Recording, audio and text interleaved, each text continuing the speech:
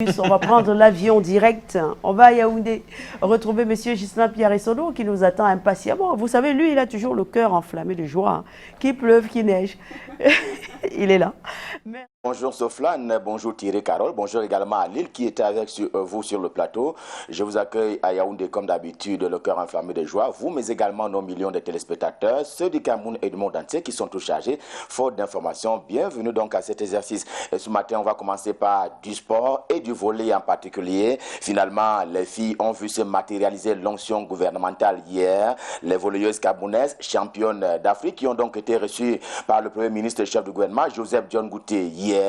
Question justement au nom du chef de l'État de leur présenter ses vives félicitations. Joueuses et encadreurs ont été faits commandeurs de l'ordre du mérite sportif camerounais, au rang desquels Thierry Kamto. Bon à savoir, il leur a été servi une enveloppe de 204 millions de francs CFA en guise d'encouragement, une prime en provenance de la présidence de la République et qui a ainsi été remise à qui de droit par le Premier ministre Joseph John Goutté, renseigne justement le quotidien camerounais à capitaux publics. Cameroun Tribune, édition de ce jour, Cameroun Tribune, dans le pied d'une édition de ce mercredi, nous amène une fois encore à la prison centrale de Kondengui, c'est ici même à Yaoundé, dans la mesure où, suite à la mutinerie de la nuit de lundi à mardi dernier, 117 détenus ont été interpellés pour des besoins d'enquête.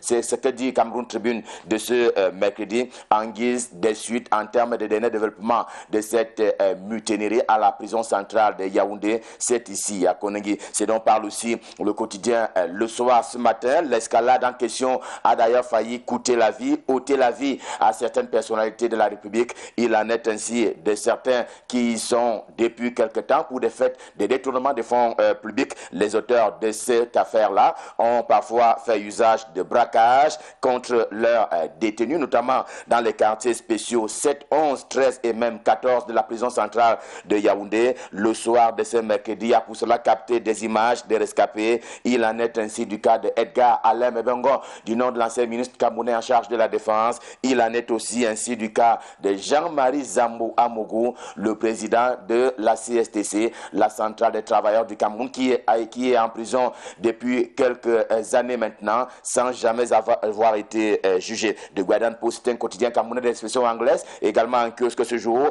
Il est précisément sur la place du pénitencier au motif que si Edgar Alain Mebengo et Jean-Marie Zambou Amougou ont échappé à la mort, tel n'a pas été totalement le cas pour ce qui est d'Inoni Ephraim et Urbain Olangene Aono. L'un étant ancien premier ministre chef de gouvernement et l'autre ancien ministre en charge de la santé publique. Ils ont donc tous les deux été blessés, tandis que Iya Mohamed, l'ancien président de la Fédération camerounaise de football et aussi ancien directeur général de la Source de Coton, que donc il lui aussi s'est vu dépouillé non seulement de son argent, mais également des objets de valeur. Et pour ce faire, l'infirmerie, la bibliothèque et même certains bureaux de la prison centrale de Yaoundé ont volé en fumée après l'incendie qui les a traversés. C'est là l'une des conséquences de cette mutinerie dans la nuit de lundi à mardi dernier. Mais ce qui intéresse le plus le quotidien Émergence, le journal de Magnus Biaga dans sa livraison de ce jour, c'est surtout l'exiguïté de la prison et les lenteurs judiciaires qu'il a d'ailleurs imputé aux magistrats camerounais. Si bien que Kondengui, dit-il, est devenu une poudrière, rapporte justement le quotidien Émergence.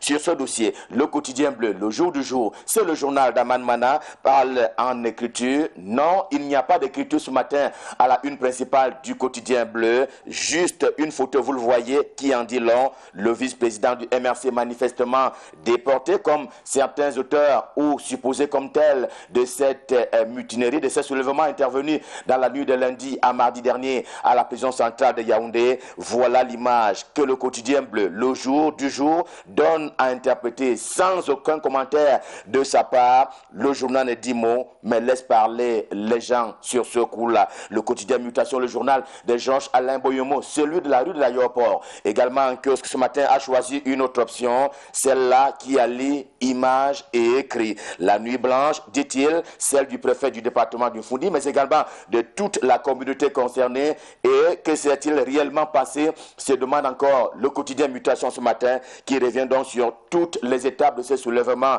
de lundi dernier et qui pose un diagnostic sur les conditions de détention dans nos maisons d'arrêt, en compagnie, bien entendu, de Maître Christian Bissou, qui est le président de la Commission des droits de l'homme au barreau camerounais, justement l'avocat intrépide intervient ce matin dans le dossier de mutation, question d'apporter des éléments en termes d'explication sur ce qui peut véritablement se passer en pareille circonstance. Déjà, un doigt accusateur est pointé sur le ministre d'État, ministre de la Justice, garde des Sceaux, Laurent Esso, qui tente ainsi justement de faire l'objet de la grande une du quotidien Emer Essingan, qui pointe donc son doigt accusateur sur ce membre du gouvernement, car, dit-il, à sa manière, le garde des Sceaux n'a pas pris toutes les précautions exigées en pareille circonstance avec la population carcérale que l'on sait qui est largement, parfois 4 fois au-dessus de la moyenne, 4 fois au-dessus des prévisions initiales. Info Matin ne lui envoie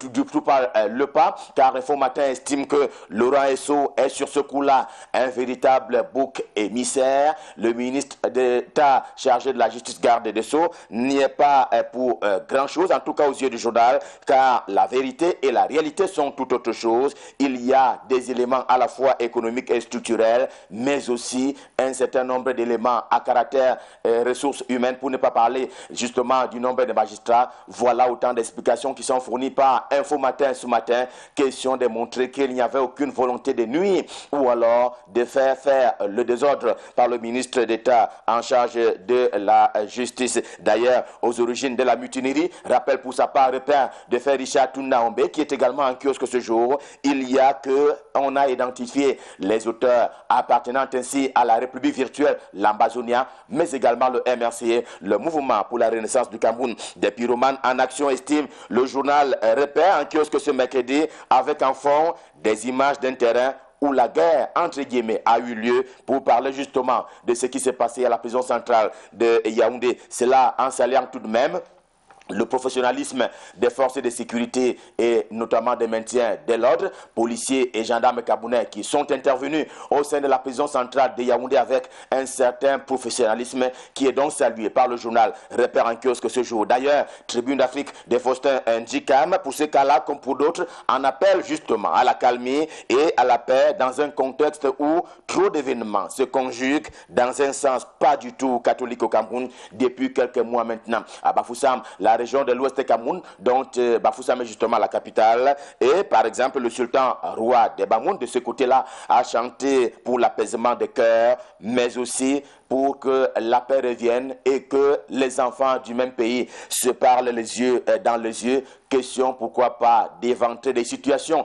qui les embarrassent tous et justement pour regarder vers l'avenir, un avenir on ne peut plus commun. Cela est aussi l'objet de Sans Détour en kiosque ce jour, le journal Sans Détour, pour qui il faut isoler à la fois Maurice Kamto et Patrice Nganan, manifestement, qui ont fait basculer le débat dans un camp comme dans l'autre. Sans Détour en tout cas en parle ce matin. Le journal n'oublie cependant pas que dans certains cas et même plusieurs chaumières, et c'est ainsi que vont les débats dans les chaumières, il est question aujourd'hui de l'avènement de la 4e République sous le ciel du renouveau. En tout cas, cela fait partie des discussions des Camerounais au quotidien et c'est un peu ce son de cloche qui est relevé ce matin en termes de projection par le journal Sans Détour, tant la longévité au pouvoir ne va pas qu'avec du bien, elle va aussi avec des inconvénients. Souligne justement le journal Sans Détour. Il y a eu le meeting de Bafoussam pour parler justement de ce grand rassemblement populaire du côté de l'Ouest Cameroun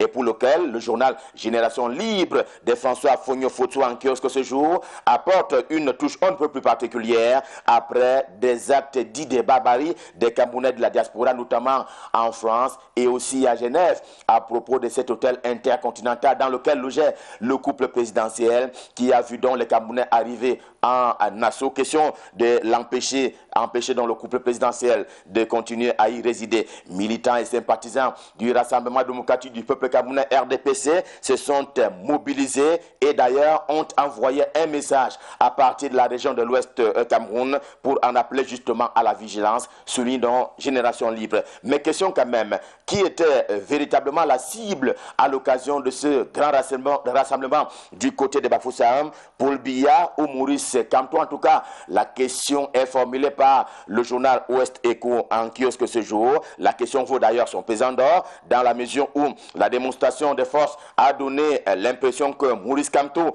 avait beaucoup d'axes à la fois sur le plan régional, mais également sur le plan national. Sinon, comment comprendre, et c'est une question qui est formulée par le journal Ouest Écho ce matin, sinon, comment comprendre qu'on veuille donc tuer un moustique en usant de la hache? Investigation est également en kiosque ce jour. Le journal est formel sur ce coup-là. La région de l'Ouest et sa capitale Bafoussam ont dit non au désordre et à la marche en marge de la République. La République étant comprise comme étant un ensemble des lois qui mettent ensemble la communauté nationale, question de progresser et d'avancer en tenant compte justement de la norme juridique. La République en laquelle le journal L'événement dit ce matin être confisqué. En tout cas, le journal estime que celle-ci est confisquée entre les mains du secrétaire général des services du Premier ministre, mais également le ministre d'État, secrétaire général de la présidence de la République.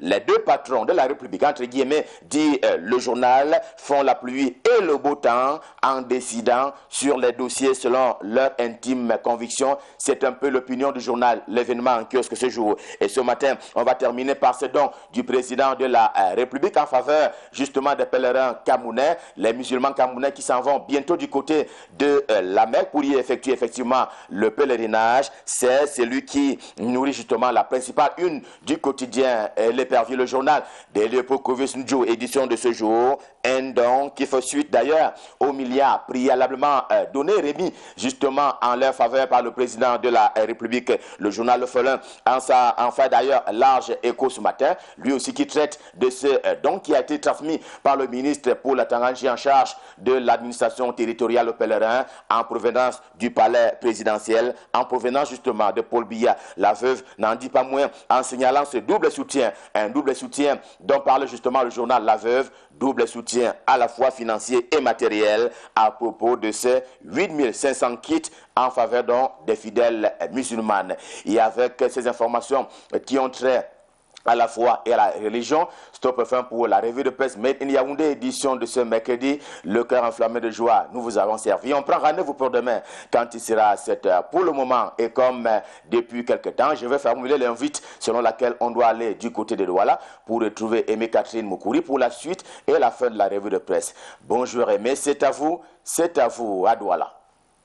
Bonjour Ghislain Pierre Essonneau et bonjour à tous nos téléspectateurs. Ce mercredi, la revue de presse dans la ville de Douala démarre avec le quotidien La Nouvelle Expression qui revient une fois de plus ce matin sur ce qui s'est passé dans la nuit de lundi à mardi dans la capitale Yaoundé, justement du côté de la prison centrale de Kondengui. Et ce matin, La Nouvelle Expression titre Émeute de Kondengui, l'auteur dans son piège. Pour le journal ce matin, justement, retour sur les origines de l'explosion. Selon les indiscrétions dignes de foi, la situation a dégénéré la nuit lorsque les responsables de la prison ont libéré d'autres prisonniers pour contrecarrer le mouvement de manifestants. Une explication qui, selon La Nouvelle Expression, coïncide avec des menaces proférées déjà par certains responsables de la prison centrale de Yaoundé. Ce matin, La Nouvelle Expression nous fait savoir que c'est l'effet inverse qu'on a eu. Les prisonniers se sont dit que ces gares, en parlant justement de ces manifestants de la zone dite anglophone, de ces prisonniers qui ont été capturés lors des manifestations dans la zone dite anglophone, posent des problèmes qui sont communs et se sont plutôt joints aux autres, et la confusion s'est installée, surtout qu'avec les tirs de sommation, les gares ont cru que les forces de maintien de l'ordre allaient imposer le calme par les armes. Non, apprend-on. Si ces informations sont avérées, ce serait donc une habitude dans ce pénitencier, nous fait savoir le quotidien La Nouvelle Expression ce matin, qui nous parle de la sourde oreille des autorités de la prison centrale de Kondengui. Au départ, déjà, la sourde oreille des autorités pénitentiaires a contribué à radicaliser les positions des détenus de la crise des régions dites anglophones, nous confirme ce matin La Nouvelle Expression. La Nouvelle Expression qui nous parle cette fois-ci dans dans un autre article, vu que le journal a choisi de consacrer un dossier pour cette actualité. Le journal nous parle du bilan des opérations du bras de fer à la prison centrale. On note pas de perte en vies humaines, mais de nombreuses arrestations. Le journal nous fait savoir que 177 personnes ont été interpellées justement et après avoir trouvé leurs coupables prioritairement dans les rangs du mouvement pour la renaissance du Cameroun. D'après la Nouvelle Expression, le gouvernement a sorti matinalement Mamadou Mota, le premier vice-président du parti de Maurice Kamto, un autre cadre du même parti, ainsi que d'autres figures de proue de la crise dite anglophone telles que Mancho Bibixi, Conrad Si, Terence Penn et Félix Ngalim pour une destination inconnue. La Nouvelle Expression de ce matin qui a sa colonne justement titre sur une situation similaire qui s'est déroulée cette fois-ci dans la ville de Buea, dans la région du sud-ouest. Et le journal titre Buea sur les traces de Kondengui. Le calme est revenu à la prison centrale de Buea dans la soirée du 23 juillet 2019. Selon des informations en provenance de cette partie du Cameroun, tout est revenu dans l'ordre, dit la Nouvelle Expression. Les détenus surexcités dans la journée ont été calmés et sont tous rentrés dans leurs cellules. Les gardiens de prison, appuyés par d'autres éléments des forces de l'ordre, sont cependant encore sur leur garde de peur d'être surpris et que les mouvements observés au sein de cette prison se reproduisent à nouveau. En effet, dans la journée du 23 juillet et plus précisément aux environs de 9 h, selon des informations, les pensionnaires de la situation de la prison centrale de Buea ont observé un mouvement d'humeur au moment où on conduisait certains d'entre eux au tribunal militaire pour poursuivre leur procès le procès qu'il y a contre eux. Au moment d'extraire ces derniers pour les conduire au tribunal, ils ont refusé de s'y rendre, une chose qui a créé tout un cafouillage au sein de ce pénitencier, mécontent pour les conditions de détention et surtout la lenteur judiciaire observée depuis leur arrestation. Les prévenus arrêtés dans le cadre de la crise anglophone ont crié leur colère, nous renseigne la Nouvelle Expression de ce matin. Et la mutinerie est également à la une du quotidien Le Messager ce mercredi. Et le journal titre Le pouvoir entre horreur et tyrannie. À la une du Messager de ce matin, le visage de Mamadou Mota. Et le journal nous parle ce matin de panique pour la population de la ville de Yaoundé, et précisément celle qui vit aux abords de la prison. Elles n'ont pas trouvé le sommeil dans la nuit de lundi à mardi dernier suite au coup de feu provenant de la prison centrale où les pensionnaires de cette maison d'arrêt ont décidé de faire entendre leur voix. Chacun est resté chez soi pour éviter de se faire prendre par un tir à l'arme lourde, nous renseigne le journal. Le journal qui dresse également le bilan et nous dit que Kondengui est comme un champ de ruines entre importants dégâts matériels, humains et infrastructurels. L'incident survenu dans le très tristement célèbre pénitencier de Yaoundé n'a pas été sans conséquences, nous renseigne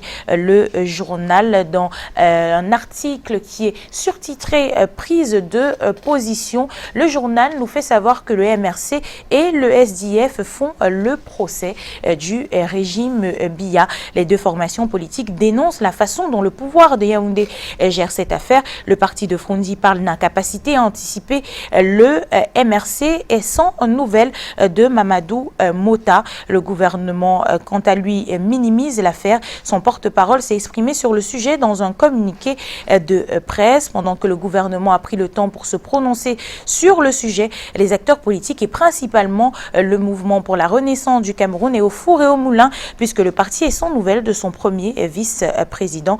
Dans une déclaration faite par Sosten Médard Lipote, secrétaire national à la communication, la famille politique dit être sans nouvelles des cadres et militants du MRC incarcérés dans ce pénitencier jusqu'en fin de soirée. La note précise que les avocats des prisonniers politiques du MRC n'ont pas eu accès à leurs clients, seulement ils s'appuient sur certaines sources qui soufflent que le premier vice-président du MRC, Mamadou Mota Yakouba, a été exfiltré de prison lundi dernier, ainsi qu'un autre militant du MRC, Branco Nana. Le journal nous parle ce matin également, toujours en rapport avec ce sujet, d'une fuite en avant, les vraies questions que le le pouvoir esquive, titre le Messager en page interne, au-delà d'une vulgaire manifestation, comme tente de le faire croire le gouvernement. D'après le Messager, la mutinerie à Kondengui remet au goût du jour l'épineux sujet de la lutte contre la surpopulation carcérale qui a fait de nos prisons des véritables mouroirs, mais aussi l'application des peines alternatives qui auraient pu permettre de dégraisser ces mammouths, affirme le journal Le Messager ce matin. Le Messager de ce matin qui ne manque pas de nous parler de la situation dans les régions du Nord-Ouest et du Sud-Ouest. Le journal cite crise anglophone. À quand la reprise des classes dans le Nord-Ouest et le Sud-Ouest? La prochaine rentrée scolaire promet d'être effective aussi dans les deux régions anglophones du pays, rompant ainsi avec l'habitude depuis 3 ans, renseigne le Messager. Dans le trou d'air ainsi créé, l'association des directeurs de publication des journaux de langue anglaise au Cameroun, en abrégé SENPA, s'engouffre. Au cours d'un point de presse, les coordonnateurs de la SENPA ont clairement décliné en déclinant quoi concerne leur participation dans ce grand élan national de rouvrir les portes des établissements scolaires à la prochaine rentrée. Le SENPA offrira du matériel didactique aux 13 départements gravement touchés par la crise, reconnaît le président de l'association Nga, Christian Mpigbo. Il y a aussi dans la foulée planté le décor de la situation en cours dans les deux régions anglophones et a de ce fait exprimé toutes les émotions de la SENPA. Au bas de une du quotidien Le Messager de ce matin, on parle de sport et plus précisément de volleyball. Le journal nous parle d'une reconnaissance sélective. Pourquoi Paul Biya n'a pas reçu les Lionnes, les doubles championnes d'Afrique élevées au rang de commandeur du mérite sportif camerounais? Après leur sacre en Égypte, la sélection nationale a été reçue hier mardi par le Premier ministre, chef du gouvernement, au nom du président de la République absent, comme en 2017, précise le journal. Christelle Nana et ses camarades ont été élevés au rang de commandeur du mérite sportif camerounais.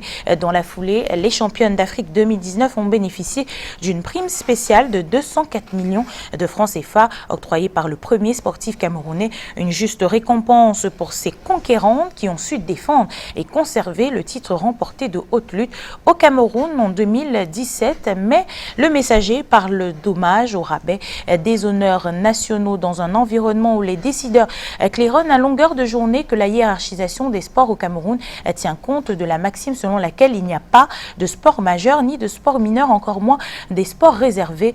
Laetitia Crescence, Moma Bassoko et ses camarades n'auront pas goûté aux mêmes délices que les footballeurs vice-champions d'Afrique en 2016 qui avaient bénéficié des honneurs suprêmes de la nation aux côtés du couple présidentiel sous les lambris dorés du palais de l'Unité, nous renseigne justement le Messager de ce matin. Le tri hebdomadaire régional, L'Œil du Sahel, est également disponible en kiosque ce mercredi et le journal titre justement sur cette question qui touche l'enseignement supérieur au Cameroun et nous dit qu'à l'université de Ngaoundéré, le MINESUP rappelle le recteur à l'ordre. Famdongo sert une lettre d'observation au recteur, nous dit L'Œil du Sahel dans sa rubrique actualité de ce matin, lorsque Jacques Famdongo insistait le 22 juillet dernier sur la collaboration et la nécessité d'instaurer un climat de paix à l'université de Ngaoundéré. Une bonne frange de la communauté universitaire a bien compris à quoi il faisait allusion. Venu procéder à l'installation du nouveau président du conseil d'administration, le docteur Aboubacar, le ministre d'État, ministre de l'enseignement supérieur, était conscient de ce que sa délégation et lui-même ont foulé le sol d'un champ d'épines, nous renseigne ce matin L'Œil du Sahel. L'Œil du Sahel qui ne manque pas de parler à sa une de la situation qui prévaut dans le nord du pays avec ces prises d'otages qui se poursuivent. Le journal titre Madingrin, un otage paie 3 millions de francs CFA pour sa liberté. Émile Valfour, un agriculteur résidant dans la localité de Gorsis dans l'arrondissement de Madingrin, département du Mayoret, a été libéré dans la journée de dimanche dernier après le paiement par sa famille d'une rançon de 3 millions de francs CFA. Les ravisseurs demandaient 7 millions de francs au total après son enlèvement dans la nuit du mardi 2 juillet. Le cultivateur qui se trouvait à son domicile avait été contraint de quitter son domicile sous la menace des individus armés aux alentours d'1 h du matin. Les ravisseurs, pour dissuader les membres de sa famille et les voisins d'intervenir pour empêcher son enlèvement, avaient tiré 3 coups de feu avant de prendre le large avec l'otage, nous renseigne justement le journal ce matin, qui parle encore des exactions de la secte islamiste Boko Haram. Et ça, cette fois-ci, ce matin, c'est du côté d'Amchidé. Une personne assassinée par Boko Haram. Des combattants de cette secte sont venus armés de fusils et de guerre et ont investi Yaboko, un quartier d'Amchidé, dans la nuit du 21 au 22 juillet dernier. Ils ont encerclé et assiégé la concession de Modou Kachim, sise à la périphérie du quartier. Ils l'ont surpris dans son lit et l'ont criblé de balles, nous raconte justement un des reporters de l'Œil du Sahel. Et on va de ce pas avec le journal La Pitoa, où une dizaine de personnes ont été enlevées en l'espace de 2 semaines. Les populations des localités des arrondissements de Pitoa et de Dembo dans les départements de la Benue ont ces derniers temps carrément perdu le sommeil, et pour cause, elles sont en proie depuis quelques mois déjà à une série d'actes de prise d'otages assortis de demandes de rançon perpétrées par des bandes de terroristes lourdement armés qui écument régulièrement leur localité. Le 2 juin, des cas d'enlèvement ont été signalés dans la localité d'Onia, arrondissement de Pitoa. Moins d'un mois plus tard, plus précisément le 12 juillet, les hors-la-loi ont refait surface, enlevant 4 autres personnes, toujours dans le même arrondissement, et réclamant une rançon. Il faut signaler que les premières personnes prises en otage le 2 juin dernier n'ont jusque-là pas toujours été libérées. Plus récemment encore, notamment dans la nuit du 15 au 16 juillet, ces bandits des grands chemins ont ressurgi, cette fois dans la localité de Djaloumi, dans l'arrondissement de Dembo. Ici, ils ont non seulement kidnappé une fillette âgée de 15 ans environ et un père de famille, un conseiller municipal à la commune de Dembo, mais pire, tuer un patriarche, le nommé Flou Tol. Nous renseigne l'Œil du Sahel, qui est disponible dans les kiosques. Après la revue des journaux papier, on va faire un tour justement sur le net, où on va retrouver Info 241. Il s'agit bien d'un site d'information gabonais qui nous parle de l'actualité de ce côté-là. Le site nous conduit justement au cœur de la cure d'austérité au Gabon, celle contre ses fonctionnaires et autres agents de l'État qui, selon le site, portent ses fruits. Selon les chiffres officiels au premier trimestre de cette année, ce ne sont pas moins de 4 923 agents qui ont quitté la fonction publique gabonaise, soit un dégraissage de 4,5%, nous renseigne le site. Une baisse qui s'explique par le gel des recrutements et la mise à la retraite systématique, une opération mise en œuvre pour maîtriser la masse salariale dans l'administration centrale. Info 241.com nous amène dans l'Ogooué pour nous parler de ces poissons morts dans le fleuve au Gabon. Le gouvernement suspend les activités de pêche dans la zone sinistrée. Un incident qui reste circonscrit aux carpes. Une mort mystérieuse des ressources halieutiques qui a été découverte depuis le 9 juillet, nous renseigne le site d'information, site avec lequel nous mettons un terme à cette revue de presse depuis la capitale économique Douala. Merci à vous de nous avoir suivis et surtout, merci à vous Thierry Carole et Sofla de nous avoir reçus sur ce plateau. Merci Aimé Catherine Moukouri d'être passée pour cet exercice quotidien. On aura beaucoup de plaisir à vous retrouver évidemment demain pour une autre revue de presse. Avant de partir, vous êtes obligé de choisir entre Boy Is Mine, Nelly et... Non, c'est Brandy. Voilà. Brandy. Et Brandy et Monica et Dilemma. Nelly et Kelly. Alors, votre choix. Je vais choisir Monica et Brandy de Boy Is Mine. Yes, pourquoi? À cause du clip, j'ai bien aimé Nelly et Kelly également, la chanson Dilemma, ça a bercé justement la jeunesse, mais le clip de Brandy, j'ai bien aimé parce que voilà, c'est 2 filles qui se disputent un garçon et qui finalement le coincent à la fin en se retrouvant toutes les deux, en lui faisant comprendre que voilà. C'est lui le con. Voilà, on sait à quoi tu joues, donc laisse tomber. On t'a attrapé mon cher.